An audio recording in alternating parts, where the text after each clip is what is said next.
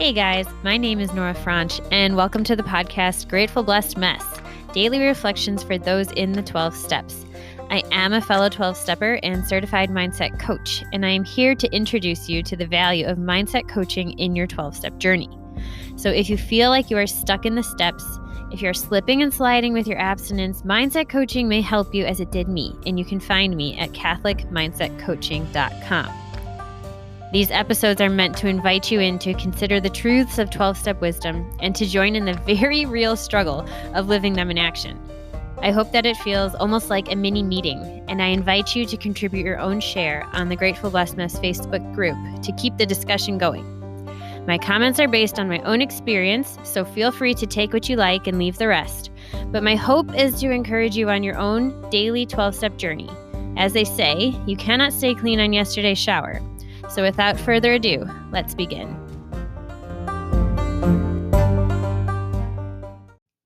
Hey guys.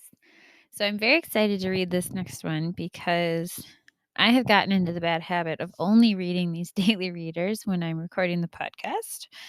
And yesterday I picked up the little brown book and just read it because I needed some program in my life, and I loved it.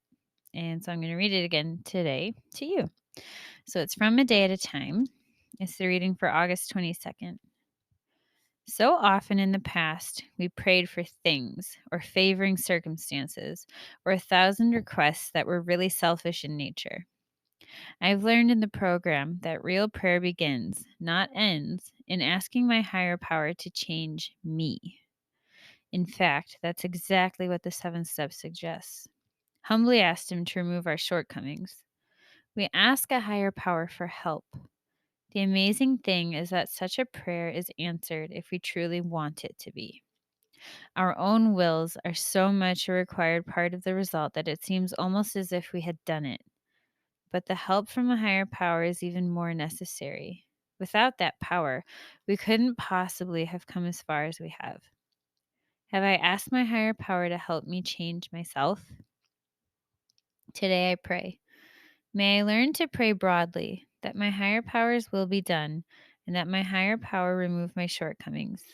No need to specify what these shortcomings are. A higher power knows all. A higher power who knows all knows. May I learn that details are not necessary in my praying. All that matters is my humility and my faith that a higher power does indeed have the power to change my life. Today I will remember, I ask my higher power to change me. Yeah, who of you can relate to whenever you pray asking God for help with something, with someone, with changing whatever event or circumstance or difficult relationship is in front of you at the time? I know that this is often the way that I pray. And I chuckle, like I laughed. I really needed to hear this yesterday because there was something hard I was struggling with. And to hear, like, to change me, I was like, oh, well, if it changes me, then whatever this hard thing is that I'm looking at wouldn't even be so hard, really.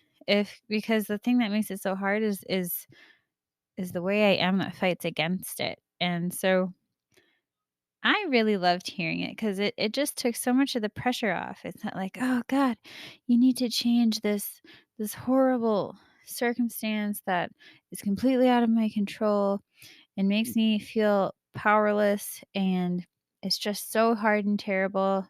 And it's like, actually, could you help me adjust the way I'm looking at it just a little bit so that I don't feel so hopeless, so that I don't become so overwhelmed?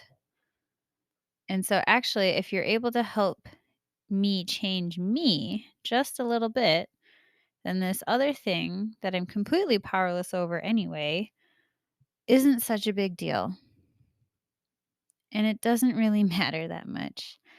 And it won't ruin my day because I can go to the God of my understanding to help change the things that I can and ask him for the wisdom to know the difference. And with that, I pass.